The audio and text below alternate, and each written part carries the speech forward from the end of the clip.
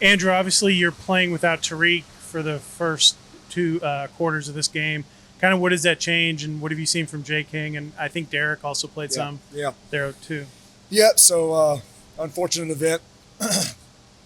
We don't comment on penalties or whatever, but that's it's difficult in college football right now. The targeting, sticking guys out of games. We teach them how to tackle within the strike zone. Strike zone is below the chin and above the knee.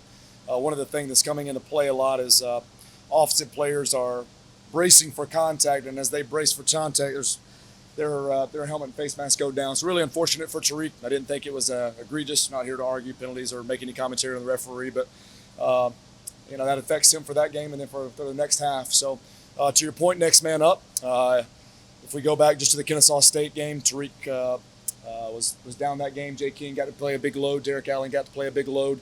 And the same thing happened on Saturday. So Jalen King and Derek Allen will get the share of those reps. And we've always, even from the front end of when we started, we've had a very healthy quality of depth in that safety room and Coach Burton's room. So those guys will share and bounce back and forth at a couple of positions, and we'll be ready to roll. And I know Tariq will be itching to get in the second half. And the rules changed. I think he can be out there for the first half now. Is that? Yeah, they used to not even let him come out until halftime. So he'll be out there. He'll feel the energy of the game. He'll be able to get the call and see from the sideline and see what North Carolina is doing. So that way in the second half we'll have him available and he'll be ready to go. And then certainly it creates a challenge just for us how to manipulate the reps through the course of the week of practice to make sure that he's still getting a share, but knowing he only has a half. So those guys will be fine, but unfortunate for us.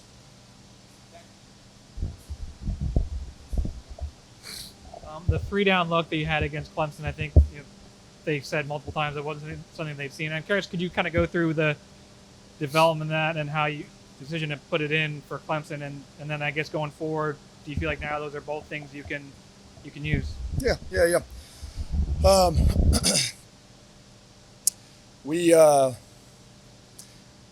We weren't closed-minded in the offseason. Yeah, we knew that there's an evolution of this football thing, and you need to go out, you need to study, you need to get better, you need to have different answers. And we came in with a philosophy of 4-2-5, and that's certainly what we showed in the Northern Illinois game.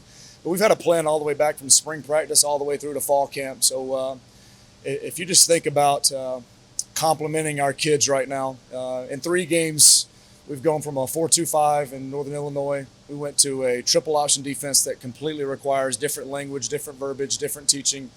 And then we went into Clemson where we got into a 3-3-5 structure. So to us, we tried to have as many overlapping concepts and communication and verbiage and things as possible, and fundamentals and techniques, but it's different. So it's a huge compliment to our guys and how much volume then they've been able to retain and to go out and not lose what our identity is. Our identity is how hard we play and how we run to the football and how we tackle and attack the football and create takeaways. But we went from an evolution in 3 games of 2 different structures of defense. So I'm really pleased with how the kids have handled that. Really thankful of Coach Collins being one of the best defensive minds in the country and having a defensive background and giving us his wisdom and mentorship, but allowing us to create a evolving identity as well. So to your point, we're still 4-2-5. That's still the backbone of who we are. That's still the base of what we do. It's still what we were practicing today. But we've got a bigger menu of what we can go out and create on a Saturday. And I think stubborn coaches get stuck into scheme and structure.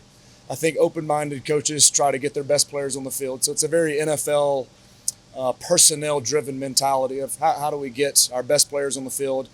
And then you've got to think of how that correlates with the offense that you're facing that week. Clemson going into the game was very explosive. North Carolina going into the game is one of the most explosive offenses in the country. So being able to balance it in and out of those defenses creates what we feel like is complexity to the offense, but really is uncomplicated and simple within reason to our guys with them being able to handle the volume. Again, let me just go back without losing our identity of just playing hard. If you do choose to use the 3-3-5 moving forward, how does that affect the rotation that you normally had with the tackles now that you're only using a nose tackle?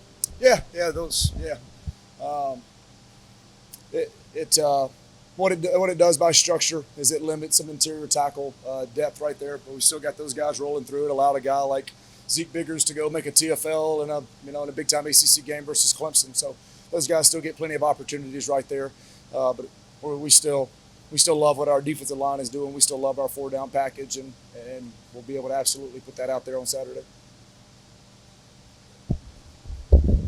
Coach, Jeff, of course, talked about being able to finish games, and for the most part, the defense has come along as far as finishing game and being able to make plays. As you play UNC this upcoming weekend, what are some things that you want to build upon, of course, when it comes to finishing those games? Yeah. There's things that I'm proud of from our performance on Saturday, but I'm not satisfied with the result. Obviously, that's very obvious. We want to win. That really is our goal. Our goal is to be a better version of ourselves every single week, and then we've got human nature. We want to win. So a big piece of that is continue to learn how to finish games, something that I'm pleased with. On Saturday, we went out after the 4th down stop by Clemson. There was however many seconds left on the clock, and then we got out there, and the kids still had the same energy. And literally, we did an unscripted play. We just kind of created something, just said, hey, this is what they're going to do. Let's try these run-throughs right quick. But at the end of the day, it came down to a mentality of going to finish, and Wanye Thomas put his helmet on the football. The thing popped out, and we're inches away from recovering that fumble and giving ourselves a chance to go into overtime right there. We got the safety, and one fell back on the football, but that's something to build off of. It's something I'm really proud of just that mentality of just finishing. Human nature tells you to quit and give up in that moment, and they didn't. So we're building off those things. We're learning how to do that. We have to learn how to win at a higher rate and faster as an organization. And if we can breed our identity on defense and continue to do that, we can will that happen. The other things that I have to do, we always learn from failures, right? It was 7-3 late in the game. It was 3rd and 16, and we've got to put them away. They ran a quarterback draw, and DJ ran forward, and he fell forward for 16 and a half yards. We've got to get off the field in that moment. So me putting the kids in a better situation on that call, them finishing, them knifing legs and getting him down in those situations. So for us as a defense, smelling blood, the shark analogy, smelling blood and finishing in those moments to carry over to North Carolina. Andrew, North Carolina likes to spread you out, and they run wide splits on the offensive line. It's a little bit different than probably the teams you've seen this year. And they really try to run the ball and then hit you with play action or hit you in the pass game. How do you defend a team that spreads you out so well, and is that where it gets into open field tackling and that kind of thing? Yeah, that's what they do. They thrive off of explosive plays. So to be an explosive offense, it starts with the quarterback. I know that wasn't your question, but we can sit here and talk about Sam Howell all day. I feel about Sam Howell about how I felt about the Trevor Lawrences of the world. He's special. Whatever his draft grade is, it's deserved. He is as natural of a thrower in the country. He has as much confidence in the pocket as anybody that I've seen. Fancy words are RPOs, but the football couch, what do the football couch people call them? What's the Monday morning quarterbacks? They say, go blitz them, just get them, go blitz them. And as soon as you show some type of rotation or some type of pressure or non-calculated, he gets the ball out on the perimeter so fast and so calculated. He takes away pre-snap looks and throws it out to the perimeter unbelievably well. And then they have a great identity, to your point, of spreading out the offensive linemen and creating space horizontally to let really good running backs. They had the 2 NFL running backs this past season that went for 1 million yards and 1 million yards. They went and got a transfer guy, and those guys went off this past weekend. So they present the true problem of being good at pass and being good at run because the quarterback operates at such a high level. They see what shell you're in, they see what structure you're in, and they pick the best play so they don't get themselves into bad plays. So they face an unbelievable challenge. It's not so much about the offensive line splits. Is it about them being able to win in the passing game, make you worry about the passing game, and then being physical enough on the interior and try to get you spread out enough to again go run the football effectively. They're big physically up front, stature-wise. They're a big offensive line, so they can lean on you. They can create push.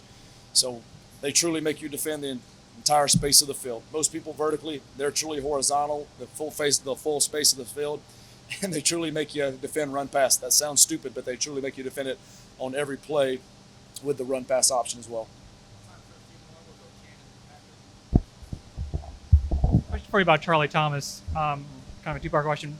What traits does he have aside from just his physical ability that enables him to be so versatile? And then also just kind of what has happened with him this year that's, I mean, he's obviously been a playmaker before, but it seems like he's kind of raised the bar a little bit. What's going on with him as far as his play this season? Yeah, Charlie Thomas has always been a playmaker. He's taken advantage of opportunities, and then it's about his preparation through the course of the week. He's smart.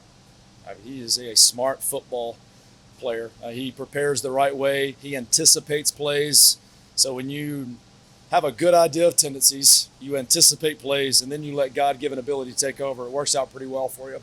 The other thing that's happened is we put him in more space positions as opposed to being closed-minded and only making him an inside-the-box guy.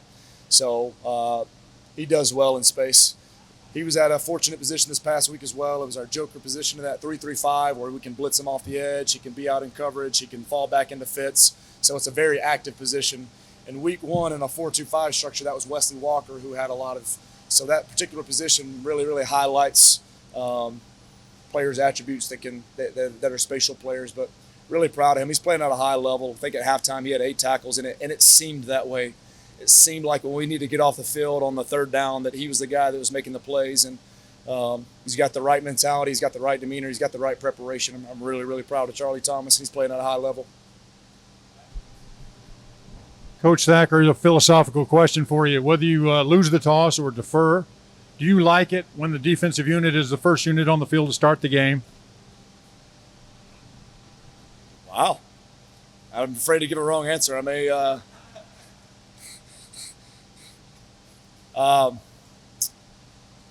you're prepared in that moment. You rely on preparation. Yeah, I sometimes it's kind of nice for the offense to go down and score, and then you walk out there and it's 7-0, and there's a little less pressure on your shoulders. But I don't even give any thought to that. It's just rely on your training.